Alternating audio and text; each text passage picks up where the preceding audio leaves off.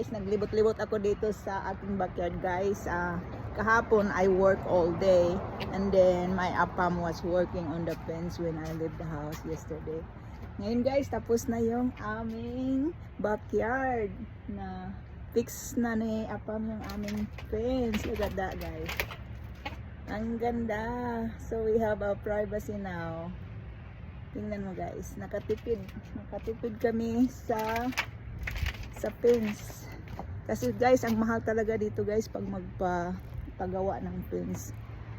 Dahil handyman nga yung aking asawa, kahit may kapansanan siya, kahit matagal natapos guys, pero natapos din niya guys, oh. Happy wife, happy life. Ito na yung bago naming fence. Thank you to my apam.